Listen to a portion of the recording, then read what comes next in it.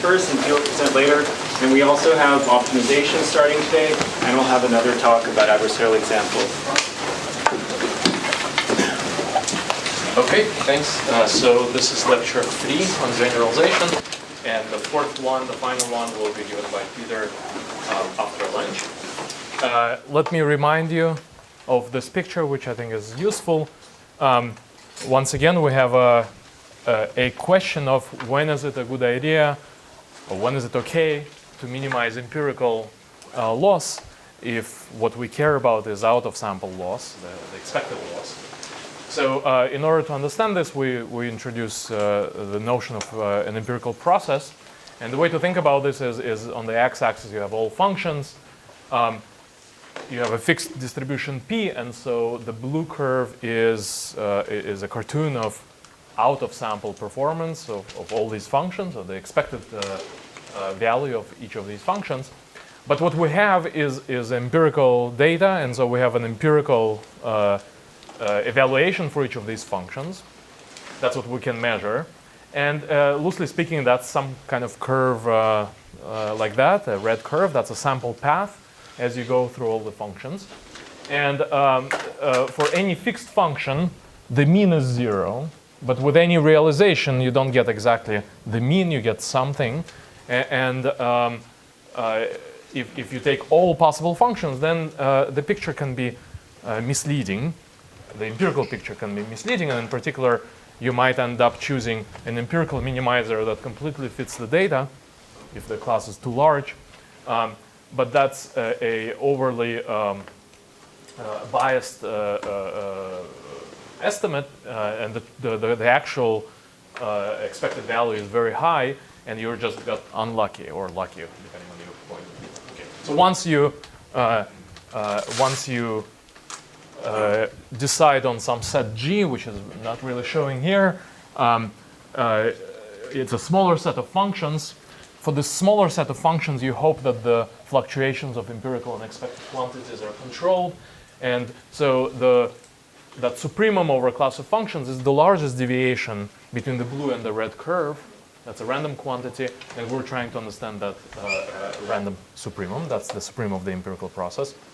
And if that is controlled, if within this window the red curve is close to the blue curve, then it's okay to minimize empirical risk, right? Because the red curve is close to the blue curve.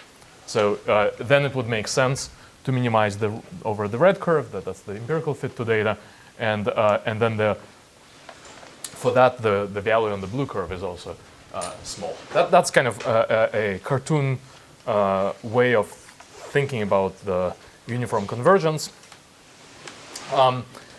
And what Peter talked about is if we want to understand the supremum of the empirical process, and that's the top line on the left, then we might as well try to understand the supremum of the Rademacher process. So that's a process which has two sources of randomness, the data and epsilons. And these epsilons came because instead of considering the distance, so to say, the difference between the red and the blue curve, we can consider the distance between the red curve and another instantiation of the red curve. Right? So roughly up to a factor of 2, that's a similar type of distance. And then symmetrization allows us to insert these random coin flips. Okay? So why did we do that? Well, it turns out that the Rademacher averages, or the Rademacher process, is easier to analyze in many cases. So often it's easier to analyze. And another nice thing is that we can now work conditionally on the data. So even though the bounds that Peter showed so far for neural networks were data independent, let me just show you that you can get something data dependent pretty easily. So here's a simple example. You take a class of linear functions. This class we'll come back to this class when we talk about linear classification and the perceptron again. So this is a class of real valued functions, which are just linear functions indexed by W, which itself has a Euclidean norm at most 1. And let's say the domain is bounded in the Euclidean norm as well. So x's are bounded by 1. Then it's a simple calculation to show that Rademacher average or Rademacher complexity of this class of functions conditionally on the data. Data is the x1 through xn at this point. Well, that's the definition. And then you take W out by linearity outside of the sum. And that's just the definition of the dual norm. And so this quantity is in fact equal to expected norm. Right? Think of this as a kind of a random walk with increments, xi. These are vectors. But the length of this random process cannot be more than square root of the sum of the squares of the increments divided by n. And that's just a trace of the covariance matrix. So you do get something that is data dependent as an upper bound on Rademacher averages, right? And you wouldn't be able to get this particular form if you're working with the original empirical process, the supreme of the empirical process. So symmetrization really helps you to get things kind of faster, okay? To calculate things faster. Okay, questions about this point? I'm just recapping what we did last time.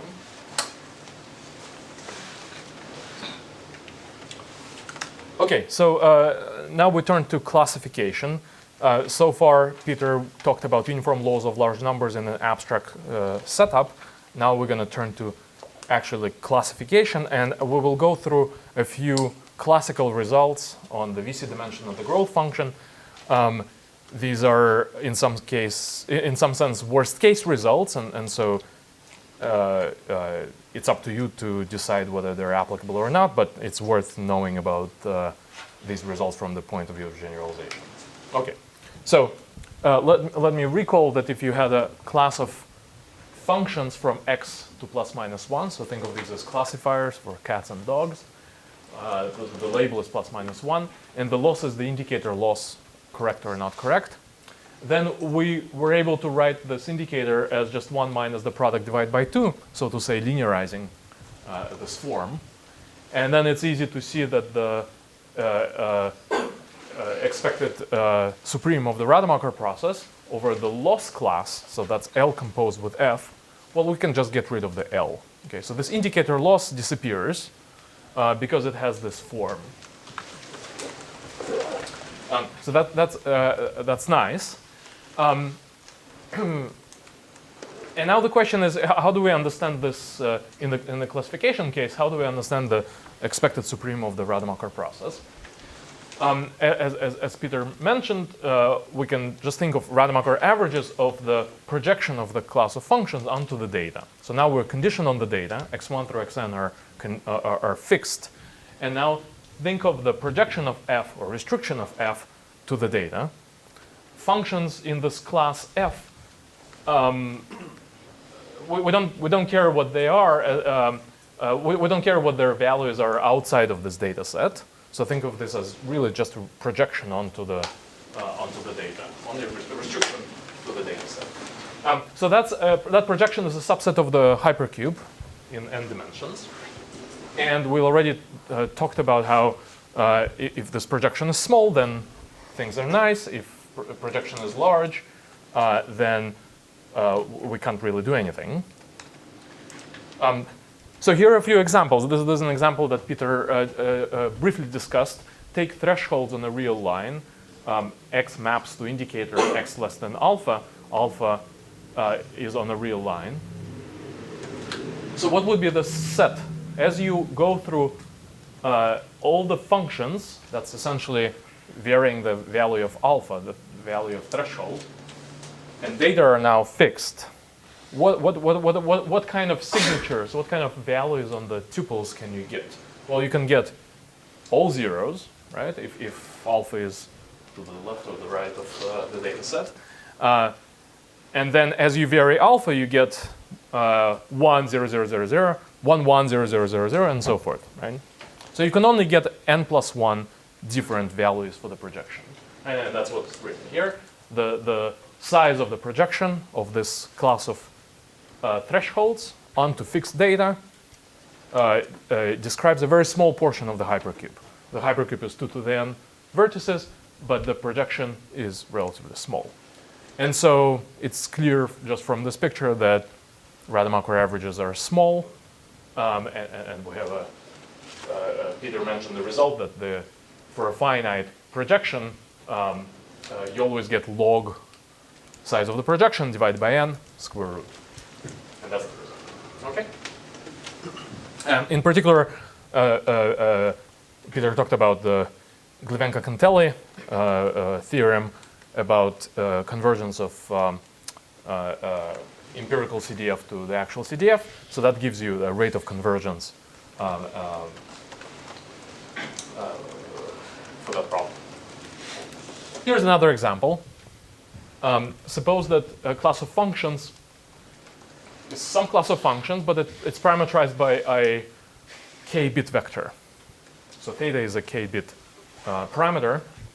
Now it's clear that the size of the projection is at most 2 to the k, right? So x's are fixed. For any theta, you have some signature of the pluses minuses on these data. Since there are only 2 to the k values for the parameter, that's the cardinality of the projection. So immediately you get the Rademacher averages are bounded by square root of log of 2k. That's just k with some other factors divided by n. Okay.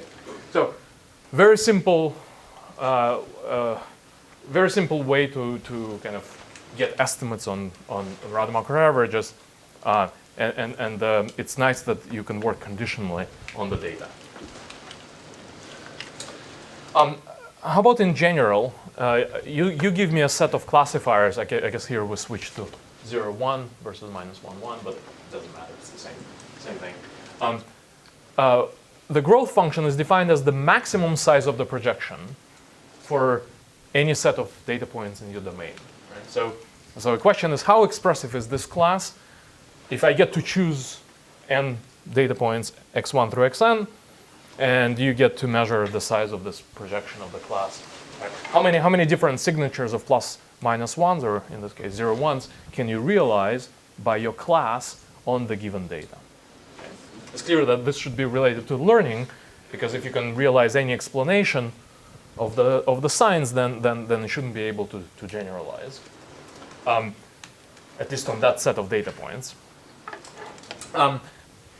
Okay, this is a quantity. This is now a data-independent quantity. So we went from something data-dependent to data-independent. But again, it's clear because of this log cardinality result that Peter showed that Rademacher averages are always upper bounded by log size of the this maximum projection onto any data set of data points, and therefore the same holds for the supremum of the empirical process. Okay, this is not so important, but it's nice to think of the size of the projection is always smaller than the cardinality of f, which could be infinite. But as n goes to infinity, you will get all the possible signatures of all the possible values for the functions. Okay, so what is the VC dimension? It's just the largest size, the size of the largest set x1 through xd that would imply a full projection, a full cube. Right? Peter mentioned this result that if in your projection you can find a cube, then that's an impediment to Rademacher averages being small, just because you can align your epsilons with any vertex of that hypercube and get at least a constant from as a lower bound. It turns out that this is the only impediment to Rademacher averages being large. So if you cannot find a hypercube inscribed in your projection, then automatically you have a small projection. And that's a non-trivial result due to Vapnik and Chervonenkis. So let me state it on the next slide.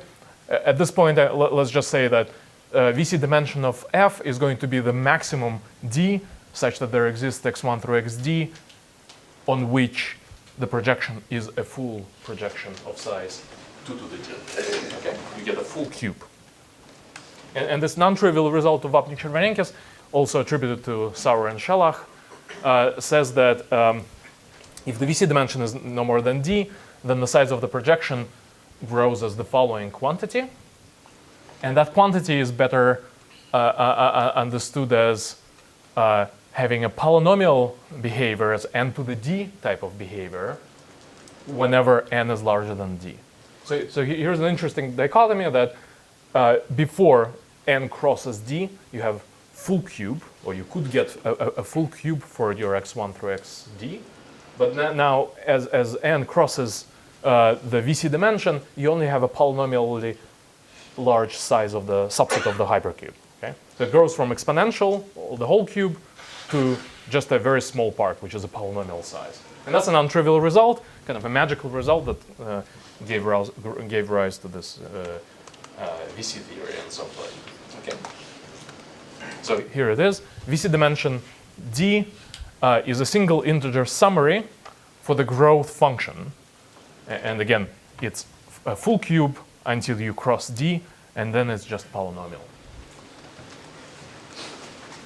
This, by the way, just shows that kind of the quantify this idea that having a large cube is the only impediment to Rademacher being large. As soon as you cannot find the cube, it's just polynomial. And the implication is, as we saw already, is that for any distribution P, the supreme of the empirical process is governed, grows at the rate no more than square root of d log n over d over n. So that is something that converges to 0, and therefore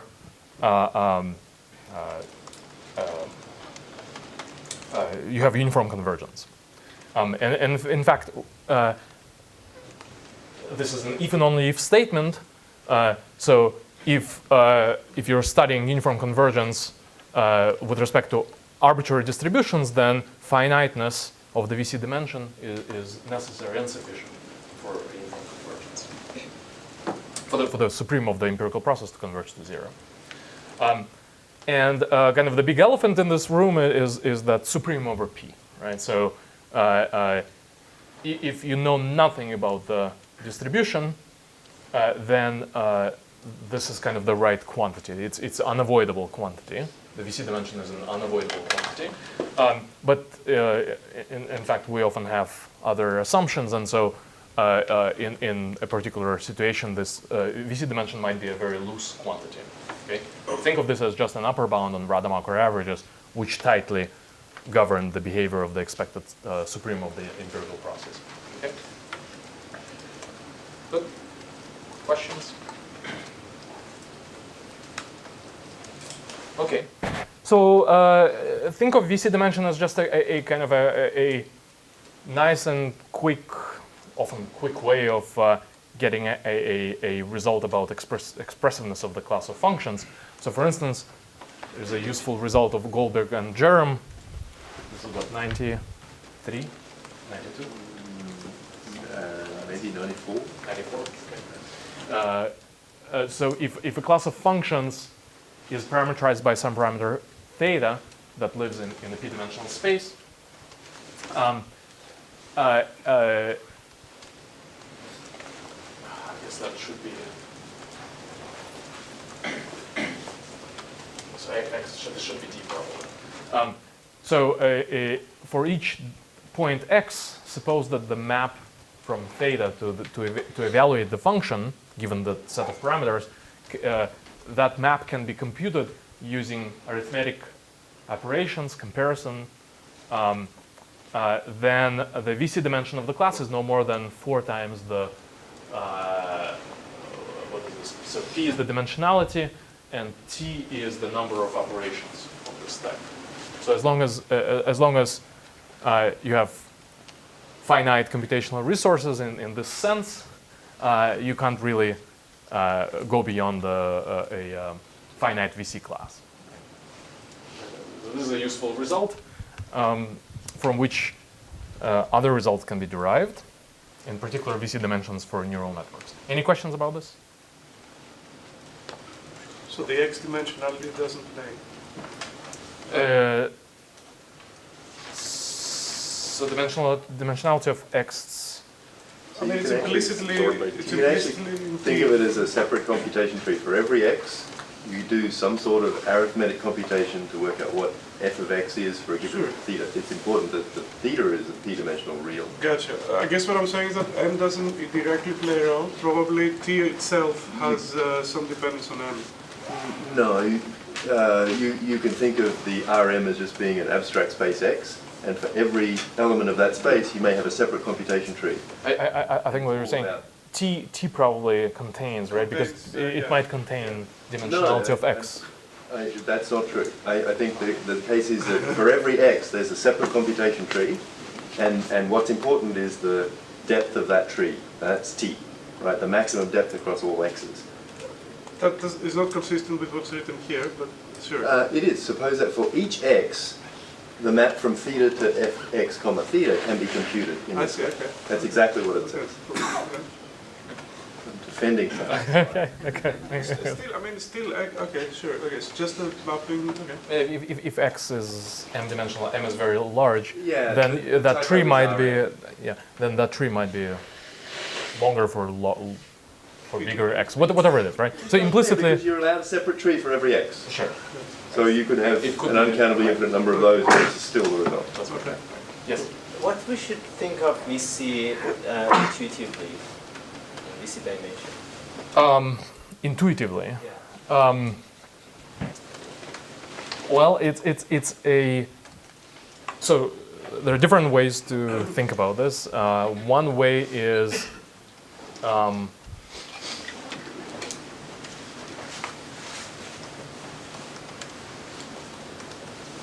it's right. When we think of parameters, we can think of parameters living in a d-dimensional space, and then somehow you can. Let's think about covering numbers. So the covering number of a compact set would grow as something 1 over epsilon to the power d. What these results imply is that for a class of functions, the right dimensionality is this VC dimension, dimensionality of the class of functions. Even though they're not really, it's not even a vector space, so you can't talk about it. Yeah. What is T for a fully connected network with depth D? Is it D or? For T for a fully connected network of depth D. Yeah. No, is it? I'm just trying to think if that's you count matrix multiplication as one operation, or is it? You have to write out. No, these You are have to write out. reals. Yeah. Okay, So it grows. It's like the number of parameters squared or something. Okay. The result is number of parameters squared. T is like number of parameters. Okay, so here are the results. Many of them are from the 90s. So if we have a piecewise if we have a class of functions which are neural networks with L layers, P parameters, and K computational units. So what are the computational units in addition? The K is just a parameter that appears under 4. Okay. Yeah. So if we have piecewise constant nonlinearities, which is not something that we use, you would get order of, VC dimension would be the order of the number of parameters in the network. If we have ReLUs, this is a recent result of Peter and co-authors, you would get VC dimension something like number of parameters times the depth up to log factors. And that's upper, so all of these are tight. If we have piecewise polynomial activations, then PL squared is what appears, and that's tight as well. And so that's paper with of Peter in the 90s. And if you have sigmoids, then the VC dimension is P squared times K squared. So what is K squared in this case? This is the number of nonlinearities that appear. Number of nonlinearities. Yeah, so it's, the sigmoid case is different because it's like you're augmenting that model of computation on the previous slide with an exponential function. Yes, the number of right. exponential functions is important. Right. So in this case, the exponentiation is not allowed, but once you allow this, then you can talk about sigmoid, and then this is the result that follows. Yes. Could you comment or give some intuition as to why in some cases you've got dependence on the depth and others you don't? Peter. So the piecewise constant case is the one where you don't have dependence on depth, and I guess there's less you can do with linear threshold units. That's the kind of intuition. Making things deeper just doesn't seem to help there. I don't know if there's a stronger intuition than that. It's interesting that these upper bounds grow in terms of the depth. Piecewise constant is no dependence. Piecewise linear, it's linear with depth. And then if you get to quadratics, if you have some curvature in the nonlinearity, all we know actually is there's an upper bound, a bound squared, but the best lower bound is again p times l. P has some depth in it. What's that? P has some depth in it. Yeah. 90. Yeah, maybe some intuition. Is that if you have the way to get more than p is you have to do some kind of bit extraction from the weights. So you have to have something where the actual numeric value rather than just positive or negative is more important. And once you have even ReLUs, you can play all kinds of tricks of extracting the 10th bit or something like that. And basically, each layer of depth allows you to extract a bit of the weight. So you depend not only just on the number of weights, but also on the number of weights times number of bits you can extract from each one. This is roughly the... Yeah, I mean, so extracting bits is one technique, and another one is iterating maps. And I guess, in both cases, if you've got just constants, you don't get much power out of those two. You don't get to pass on much information. And the lower bound, the PL is via bit extraction.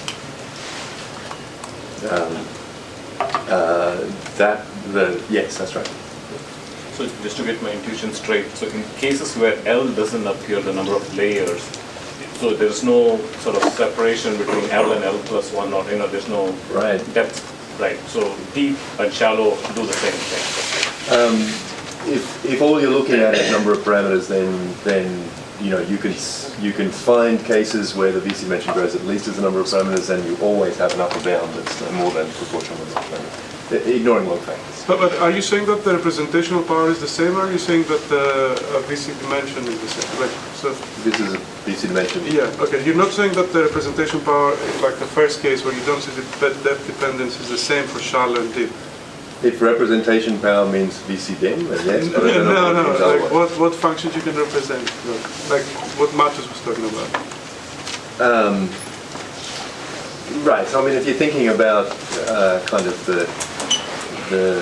the growth function, things of that sort, right? The number of the size of a table, if you write it out, with n entries, then that is with that definition of representational power. This is telling you it grows polynomially with this exponent. But if you want some other notion, you're not allowed to know it. If you go through the proof cycle, they break down in the threshold case. They go through and they're finding the other cases. So yeah, in the threshold case, and that's also, yeah. But the last part, the number 4, you still have separation results? Yeah, but 4 is hard to interpret also because k squared is so massive that, p squared, k squared is always going to be bigger than pl squared. Okay, so let's move on. Maybe one more answer to a question that was raised before, intuition. So you can try to think of VC dimension as the number of parameters, which sometimes it's the case, but that in general this is not the right notion. So if you look at signs of sign of was it alpha x as alpha varies, then the VC dimension is infinite, but you have a one parameter family. So you can construct examples where you just have one parameter but an infinite VC dimension. So just be careful that VC dimension is not the same as number of parameters, although in these cases it can be related. Okay, so at least in the 90s, and maybe even earlier, this prompted what is this? The fact that VC dimension can be large, and especially if you map things into infinite dimensional space, they could be infinite. This prompted a different study, a study of large margin classifiers, and these are the types of graphs that were discussed in the 90s, very reminiscent of recent graphs. So this is bagging. This is a procedure where you have the data set, you subsample, build a classifier, subsample again, build a classifier, and then just average them. So that's a procedure called bagging. And what was observed is that even when you fit even when you get the error to be 0, the out of sample error can still decrease. This is boosting, again, the rounds of boosting. After just 5 rounds, the classification loss in sample is 0, but out of sample keeps improving even after you continue the iterations. Okay? So the question was, what's happening from, this is something that's completely not captured by these results and cannot be captured by these results. Yes?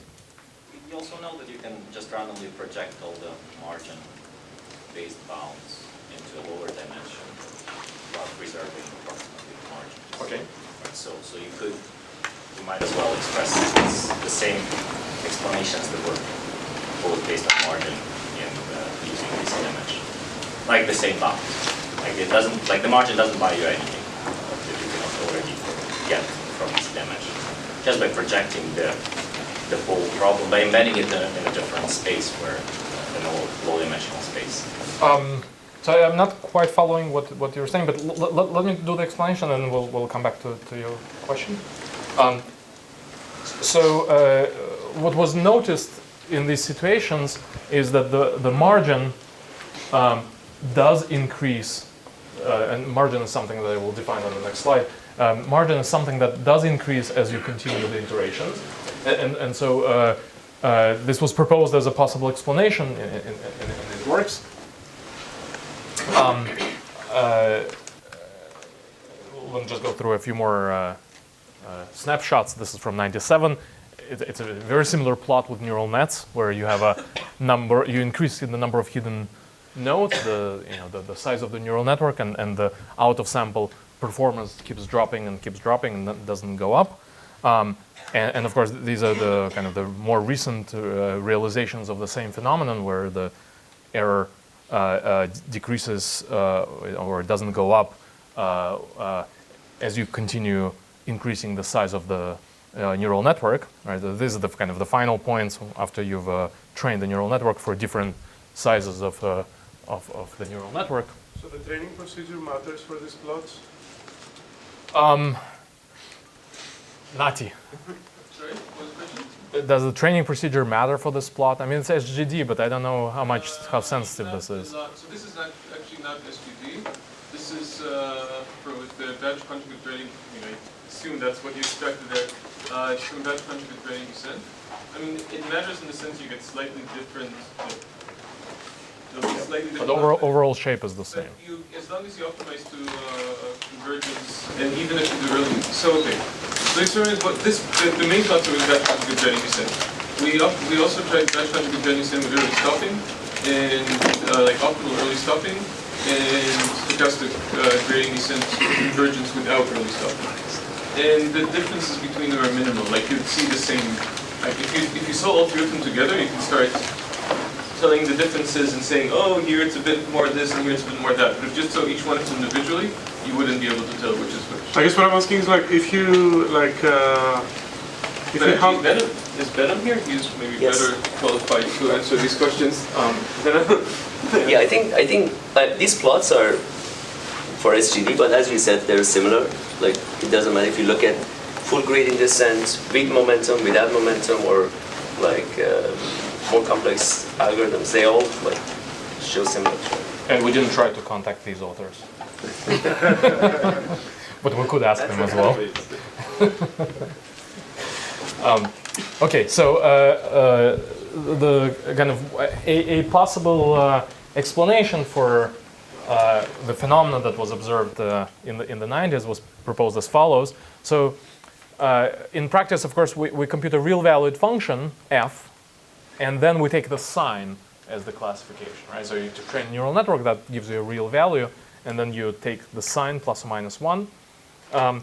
If the product of y and f of x is positive, so the outcome aligns with the prediction, then f classifies x correctly. And this is the notion of the margin that I was mentioning before. So y times f of x is the margin of function f on the point xy, okay, on the pair xy. And in the case of perceptron, this corresponds to the geometric notion of a margin that it's a projection of x onto the w, right, and then alignment with the y. But in general, that geometric notion might not make sense when f is not linear. What does it mean for x to be far away from the f or from the boundary? Okay, so you can think of a larger margin as being more confident in the prediction.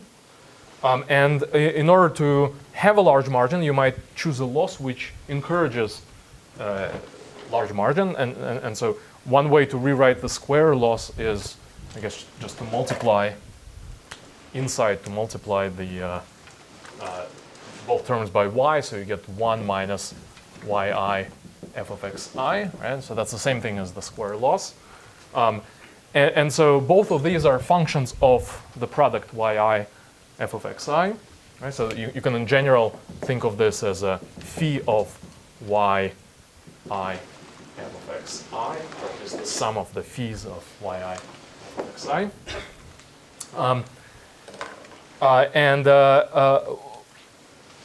The idea is that the VC dimension is a very brittle notion. It checks whether you get a plus or a minus, even if the value of f is just above 0. Okay, so it's a very brittle notion that goes after these fine-grained details of f, which might not be important, right?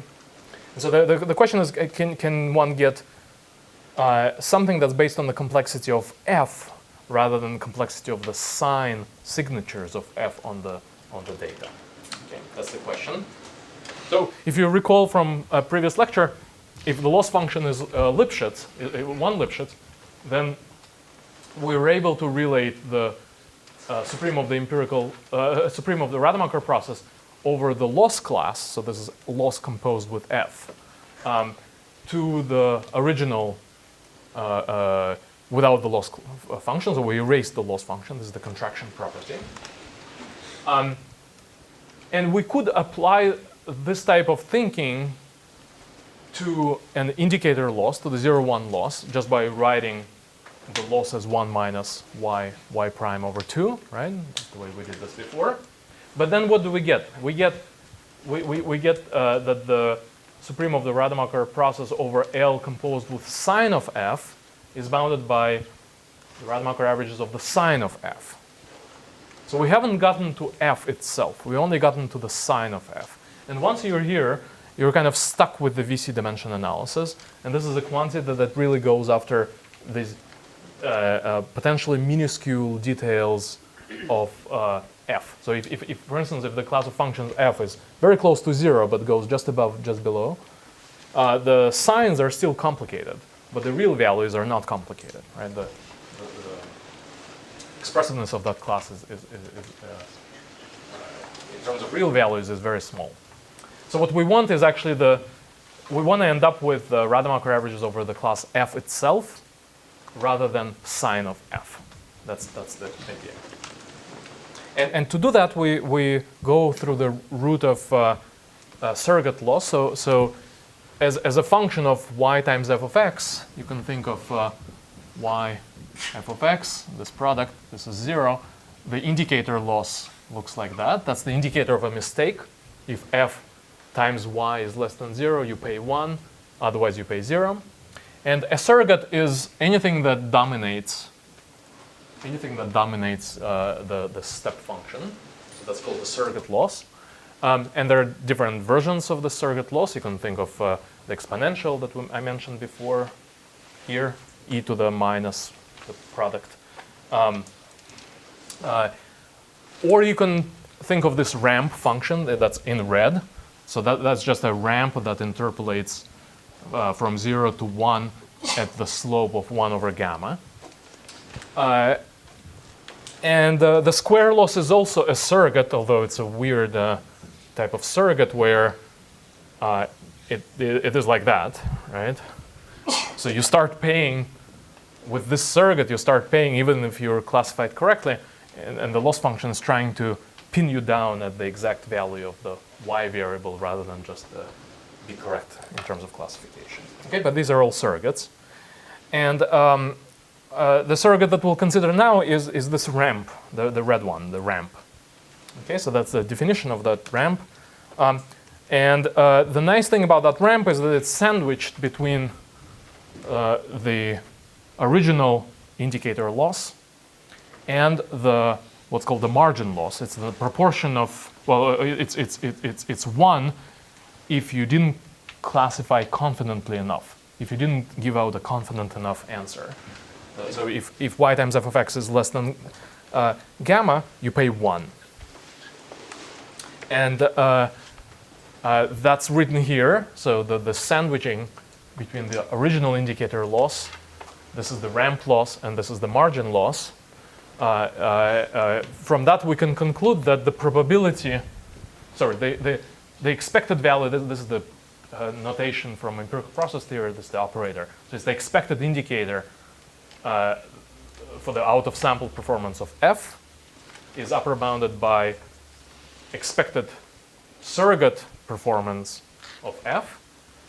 And the empirical performance, this is the PN, this is the empirical averages of f on the data for the surrogate are upper bounded by the empirical performance of the margin. Right? This is the proportion of margin mistakes. So putting these together, we have the following result. Now, of course, the ramp loss is Lipschitz, and now we can apply the contraction and get the actual real value at class F, right? That's the idea. Before it wasn't, indicator loss was not Lipschitz, we couldn't apply contraction. Now the ramp loss is Lipschitz, we can apply the steps of the expected 0-1 loss, which is just the expectation of a mistake, is upper bounded by the surrogate, phi, that's the ramp, which in turn is upper bounded by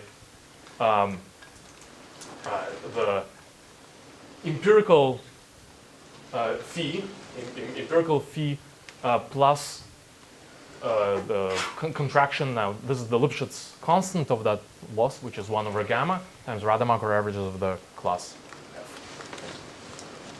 And now we go from the empirical phi loss to the empirical margin loss, and that's the proportion of margin mistakes made by F. Okay. So that gives us what we want. We wanted the Rademacher average of the original class F rather than sine of F. And you can think of this as using surrogate loss to turn a classification problem into a regression problem. That's one way to think about this. And the VC dimension is no longer important. We're not dealing with signs of F anymore. Okay. So question. Yes. So what happens when cross entropy is used? That's the loss function for. So you can't make this step, but this step is still okay. So you can just stop here and you can say, well, if my cross entropy is small, then I do have a regression problem with that. So here's an example. Take linear classifiers in possibly infinite dimensional space. So D doesn't matter anymore. If you did signs of the hyperplanes, then D would matter. But because we don't have signs, the dimensionality doesn't have to come into play. So if these are bounded by 1 in the L2 sense, then we saw before at the beginning of this lecture that the Rademacher average is bounded by 1 over square root of n. And therefore, I'm skipping a lot of details, but with high probability for all f, out of sample is bounded by the number of margin mistakes that this function makes, plus 1 over gamma and 1 over square root of n. And let's just compare this to perceptron. What did we get for perceptron? We got, this was 0, right? Because we've, actually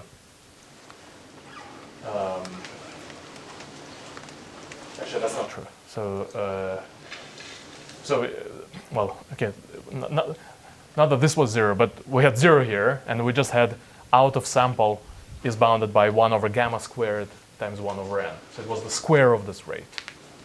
So indeed, when this is 0, one can redo the analysis with local Rademacher averages and get this to be a square rate, but that's not so important. Right? But that's a connection to perceptron. Okay? Yes?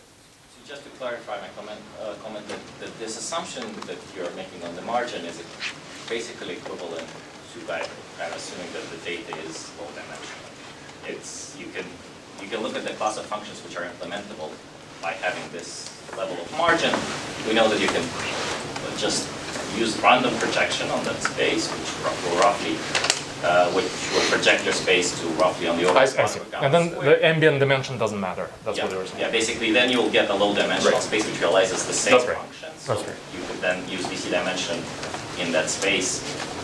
Do you mean in the linear case, like this? In Where, the linear right, case. so where you're thinking of the margin as the geometric margin in the linear case, in measuring the input space. Yeah, but this is the a general... definition of the margin that Sasha showed was y times f of x. Okay, sure. So I'm there's no- specifically just for Linear. realizable linear Linear, yes. case. For linear, that's correct. Yeah, but this result is right. The general result here is for arbitrary classes of functions. Right? So one thing to note here is that the statement is with high probability for all f. Okay, so I'm not talking about your particular f. I'm talking about all f in f. Okay. Now it's easy to turn this statement into a statement where this is replaced by the complexity of this f. Okay, so think of defining a sequence of shells according to some complexity of f, taking a union bound, paying a little bit more, but essentially you will replace this by the Rademacher complexity of the smallest f that contains this little f. Okay, so that makes a little bit more sense in the context of neural networks. Let's say at the end of the day, you've trained your model. Now the result holds for all f, but therefore it holds for your f that you've computed. And for that f that you've computed, it has a certain complexity, let's say, in terms of the product of the Frobenius norms, as Peter was describing yesterday.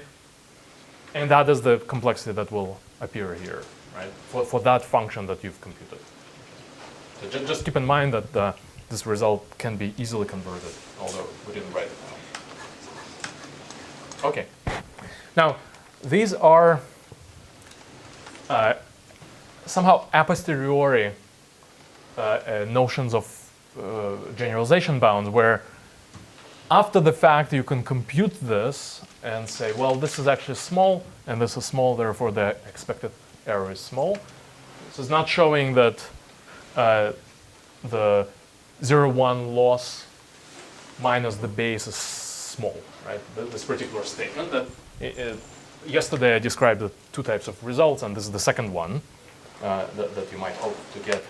But in fact, Peter showed that you can convert a statement about minimizing a surrogate loss into a statement about minimizing the 0,1 loss with respect to the base. Okay, so that gives you the first mode of the first type of the result that I was mentioning.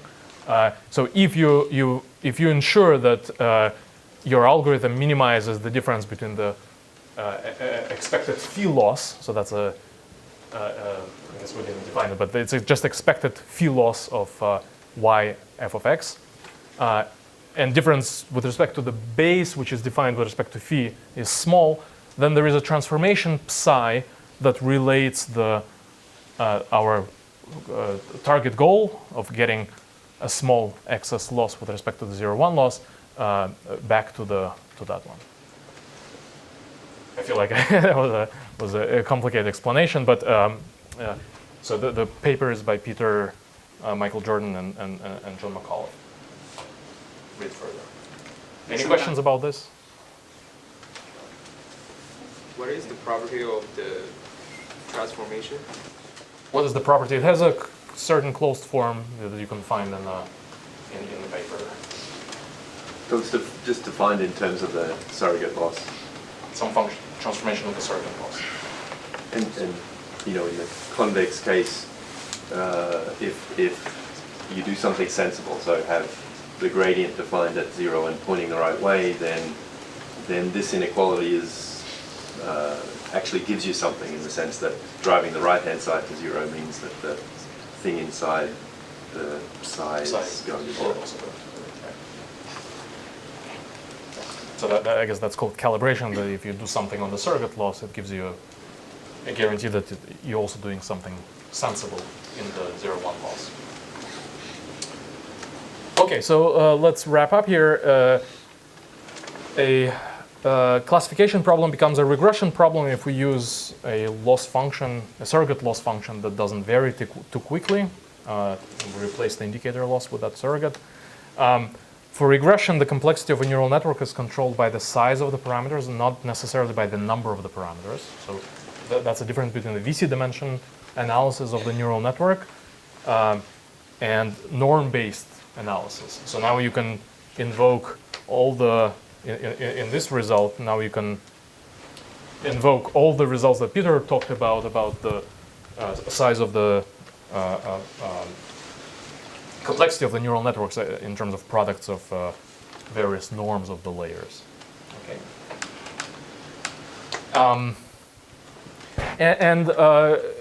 More generally, what we've done is written statements of the following form, where you have a surrogate loss and then some a complexity of f, right? So think of this as replacing the Rademacher averages of the class f. And there is some interplay. So it could be that you for a particular problem, you might be interested in optimizing some other phi, which maybe you give up something here, but then gain here, or the other way around, make this smaller by increasing this. So there's some non-trivial trade-off that you can play with, just in terms of the kind of real value complexity of the function. Okay, and that's what this is saying. So the punchline is that even though the 0-1 loss might be flat, you fit the data perfectly in terms of the signs, it might still be worthwhile to optimize a surrogate loss function, such as logistic or whatever, in the hope to get a better balance of these two terms. Okay. So that's an explanation for why, even after training all the way to 0 in terms of the signs, you might still keep improving out of sample when you continue the training process. Make sense?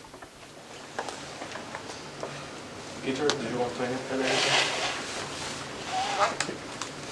Okay, so let's go into the next section. I have about 25 minutes. That's good.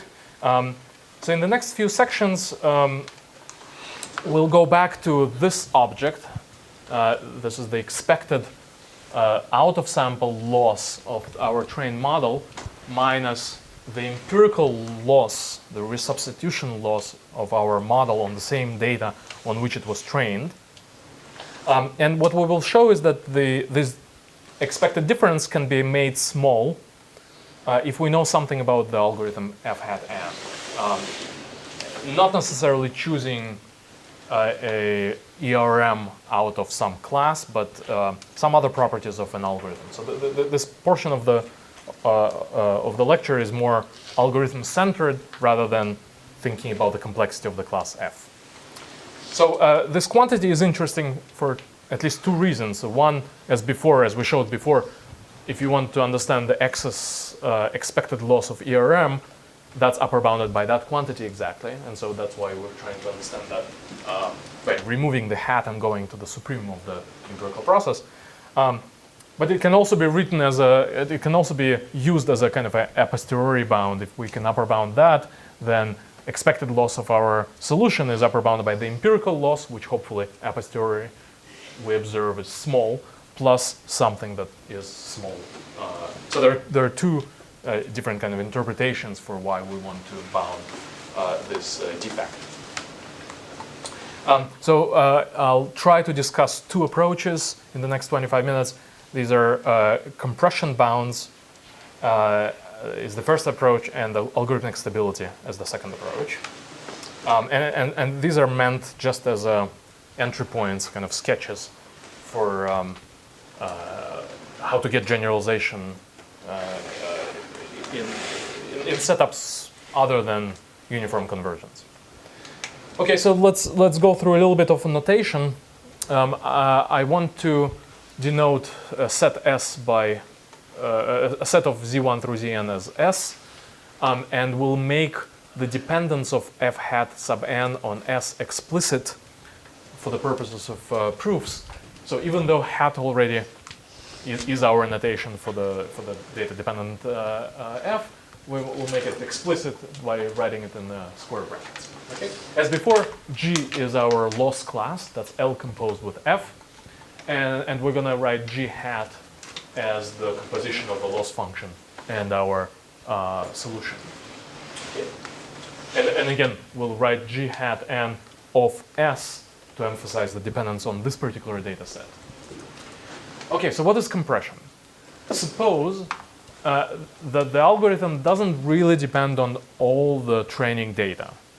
Okay, so how do we formalize this? Suppose that there is some compression function C sub k, which selects from any data set S of size n a subset of k examples.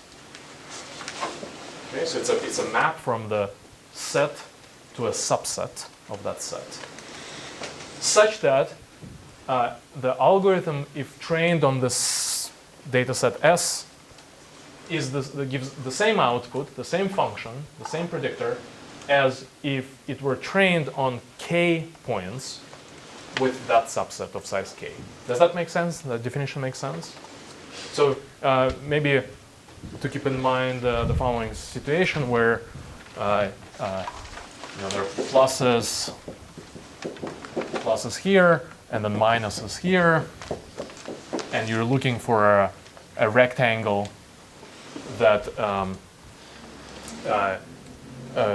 contains all the pluses, and suppose there's a realizable setting that this is always possible, then you can just keep leftmost, rightmost, so there's a compression of size 2 or 4. Okay. So you can throw out all the other data and you would get the same solution with just those a few examples. Another example is SVMs. If there are a small number of support vectors, then the decision boundary is just defined in terms of the support vectors. These are the ones that are closest to the boundary. And if you threw out the rest of the data, it would be the same solution. So that's also a compression set. Okay. Make sense? Just want to understand one thing here. So you use the word algorithm, but the definition seems to only rely on the output of the algorithm. So why is algorithm? Yes, okay. So maybe this is confusing. An algorithm is a way to compute fn hat, but what I really care about is just what that fn hat is, right? So I'm being a little slow. Correct. Is it important that the compressed set is actually a subset of the training set as opposed to some other k points? I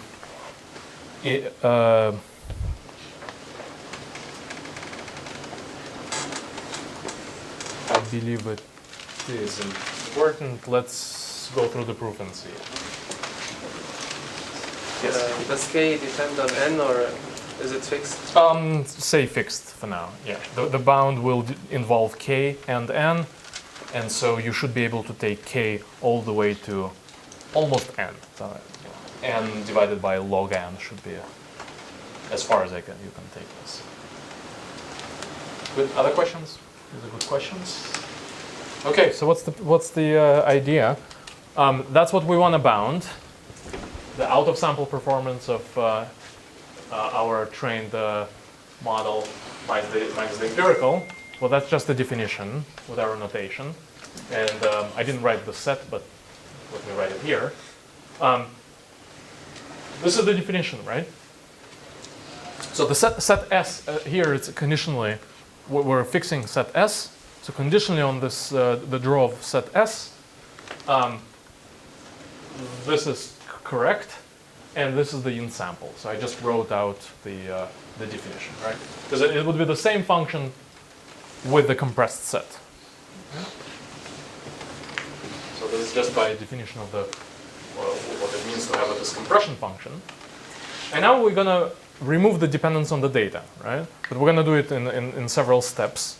And the first step is to remove the dependence on the subset. Which subset is being chosen by this compression scheme. So I guess it is important that this is a proper subset. So now we're taking a max over a subset of the indices of size no more than k, and here I kept everything as it is. So S sub I is just the notation for the subset indexed by I. Okay. But maybe not all subsets will have that property that the loss is the same on the total and subset. So I'm saying that suppose that there is a function such that, and this is the definition, suppose there is a function for your problem at hand, for your algorithm, such that this holds. Was that your question? Well, but there might be only one subset of k elements such that this holds. Yes. And so when you're taking the maximum bound over all subsets, shouldn't you only do it over the subset that satisfies that? Oh, it's an upper bound, so I... But then it would be very loose. No, well, I mean, it's not going to be loose. We already went to k, and now we're taking a union bound over, we're taking a maximum over all subsets. So as long as this includes the subset that you had before, that's fine. It's only a log factor away from the alpha. Okay, and so what is the idea? The idea is that the function can be compressed to k points. Therefore, it's mostly out of sample. So the empirical average is mostly out of sample. Okay. That's the intuition. It's in sample only for those k examples on which it depends. So let's make this precise. Well, you just add and subtract other k variables. I guess this should be n. But the z prime will have a... you will switch the z's on which the function depends to a fresh z's. And I didn't mention this, but we assume that loss functions are bounded between a and b. And so you at most pay k over n for that switch. Right? That's a simple step. But now it's really a zero mean random variable. Right? Because everything here is fresh, so to say. And therefore, this is an unbiased estimate of that. Okay? Make sense? Right.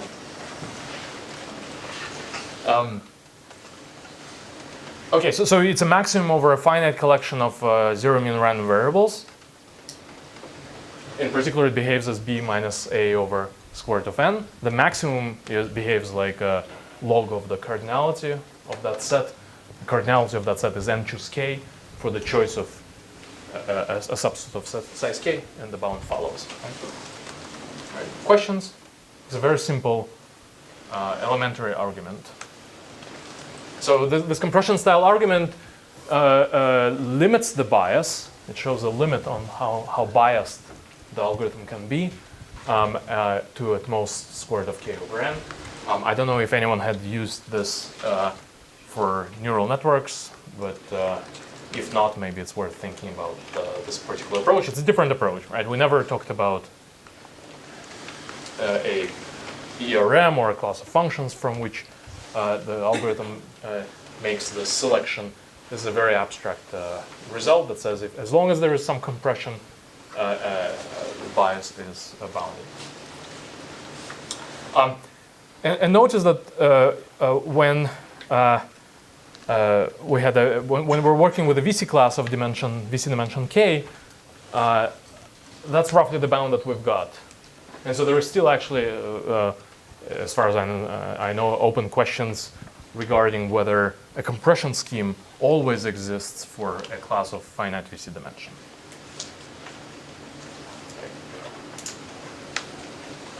So an example, you have pluses and minuses on the real line, thresholds. So just saving these 2 points is enough as a compression solution, and so k is equal to 2 in this case. It's a very, very simple argument that gives you the same result as in a VC dimension case. So some other observations. So compression size of for hyperplanes in d dimensions, there is always a compression scheme of size d, compression set of size d, and so that matches the VC dimension type of analysis. But you can also get the 1 over gamma squared type of analysis through the perceptron, because you know that perceptron is a separating hyperplane for that data that is defined in terms of only 1 over gamma squared elements. Right? You start with 0 and you make at most 1 over gamma squared corrections. And therefore, your final hyperplane only depends on those mistakes, on the xy that you've touched and changed the w. And so that gives you yet another compression-based proof for generalization for perceptron. Okay, and you can get faster rate with the Bernstein type of argument. Okay, and the last thing I want to talk about is algorithmic stability. So that's yet another way of bounding this bias. So typically, this expectation is non-zero. But if your algorithm has a certain stability property, then this bias cannot be too large.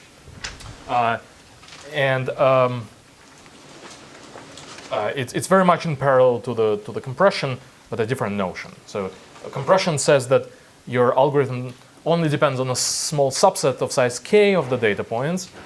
Stability says that the algorithm doesn't depend on any of the data points too strongly. So it's slightly different, but very much in the same vein, right? Compression only depends out of this data on a small portion. Stability, the output doesn't depend on any of the data points too strongly.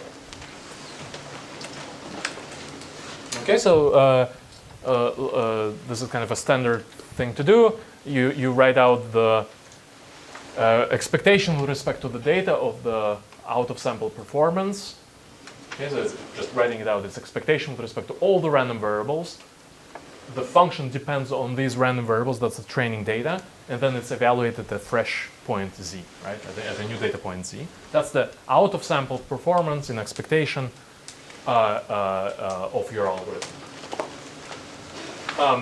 Again, the meaning of this is the train on this and test on z. On the other hand, let's write out the expected in-sample performance. So that's when you train on z1 through zn and then evaluate on zi as well. But in expectation goes into the sum. All of these are the same because data are IID, and that's something I didn't mention, but throughout these lectures, data are IID. So you can just think of z1, right? They're all the same. So z1 is good enough. So the quantity is expected in-sample performance is just expectation of when you train on z1 through zn and evaluate on z1. Okay, so let's look at the. Okay, so one more step. When we look at the out-of-sample performance, once again, you train on z1 through zn, evaluate on z. Because z and z1 have the same distribution, we can just rename them, right? So it's a trick that is very common, and we've done this before, even in the first lecture with perceptron. You just rename things, right? So z1, replace z1 by z, and this becomes z1, right? It's just massaging the identity. And now we subtract the expected out-of-sample and expected in-sample, and now we're matching the z1s. And what is different is only the first argument here is the fresh z, and here it's z1. So, but the meaning is the same. We haven't done much except for rewriting this, but now this has a certain stability interpretation. If you know that the function didn't change upon the change of one training data point, then that exactly gives you the bound on this bias. All right. Questions about this?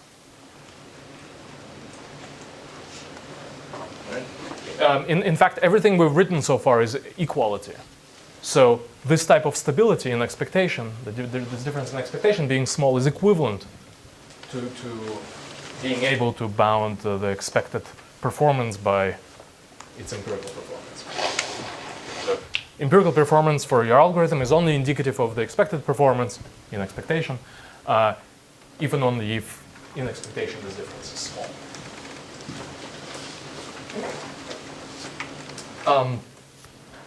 Now, just we discussed this already, but bounding this expected difference only makes sense if you can ensure that the expected fit to data is small, which is the case for these neural nets. So maybe this is a sensible approach. So there is a notion of uniform stability, which is much stronger than what is needed. So here we just need this difference to be small in expectation, right? And that's equivalent to what we want. But you can ask for a much stronger notion, which is uniform stability, which is to say, for all the data, for all the training data, not an expectation, but for all the training data, and two other data points, z prime and z. If you trained on the original data set and evaluated on z, and then trade on the data set where you swap the ith element by z prime and then evaluate it on z. If this difference, so that's a kind of a stability notion, that's, if that output is no more than beta, we'll say that the algorithm is beta uniformly stable. This is a very strong notion. And it's clear that this is sufficient for getting this in expectation. So that's easy to see. And in expectation, that's an easy argument. And then this really nice work by Vitali and Jan Wondrak just this year showed that also you get really sharp high probability statements if you assume uniform stability. You get sharp concentration statements for that defect of empirical and expected performance. And maybe the last thing that I will say is that this is the result of Bousquet and LSAF in 2002, is that the ridge regression, kernel ridge regression, which is the solution to fit the data with square loss plus penalize by a norm in RHS space, as long as the ridge of the kernel is bounded, which is usually the case in our problems, then the solution is, or this algorithm is beta uniformly stable with beta on the order of 1 over lambda n.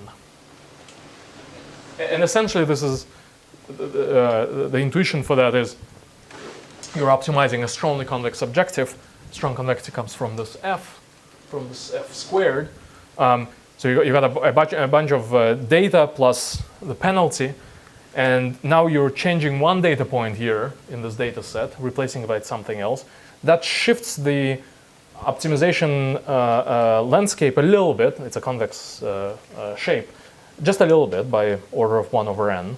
And the minimizer should be close, right? The minimizer should be close because it's a strongly convex objective. This penalization ensures this uniform stability. And I think Nati will also discuss this in his talks. What's the dependence on kappa? I think it's linear in kappa, or is it square root of kappa? So that's squared. So I think it's linear in kappa. I don't remember. It's not crazy. Let me not go through the proof, but it's really that is the proof, right? Like that's 2 lines. Three pages. Okay, 4. Okay, sorry. Felt much easier. Okay. I think I will stop here. Am I correct on time? We have like 4 minutes if we want. 4 minutes. I think it's a good point to stop. And Peter will start with local methods. The general idea here is that we are going beyond the analysis of ERM, so beyond the analysis that's based on uniform laws of large numbers, which is good to know, but maybe there are other approaches that are useful to you in the analysis of deep networks or whatever. And there will be some interesting results in local methods that Peter will present, and then he will talk about interpolation, and that's going to be after lunch. Thanks.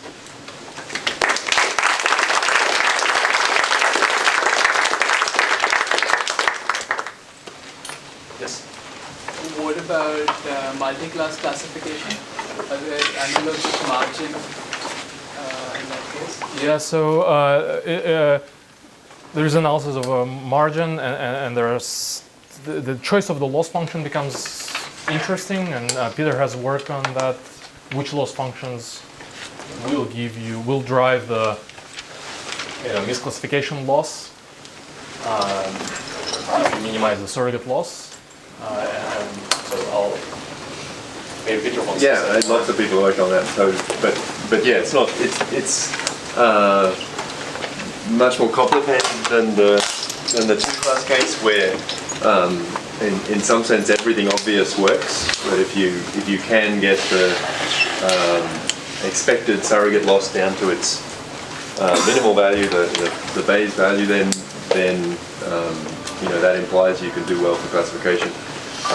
It's not so easy to design, for instance, a convex loss that works in the multi-class case. Works in that sense, and once you get the expectation of this convex loss down to its minimal value across all functions, that ensures that you get the Bayes risk, the optimal performance. There are plenty of examples that you can come up with where that is true, but it's not so straightforward. Some apparently reasonable choices don't work. Generalizations of SVM loss, for instance, don't work in that sense. So can you go back to the slide of kernel regression and stability? Yeah, so here, if you obtain lambda using something like cross-validation, then what happens to stability? Cross-validation with a fresh set of data. But then, with k-fold things are murky, right? Because, I guess I should say that this is a deterministic result. It's a fixed lambda. For any fixed lambda, this holds. There is no, in this statement, there is nothing about randomness. So whatever lambda is there, that's the lambda here. So in that sense, it's okay. Right, but then if beta is now a random quantity itself, now it becomes a bit more murky. Other questions?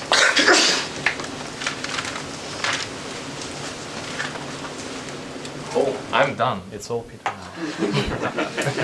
Thanks.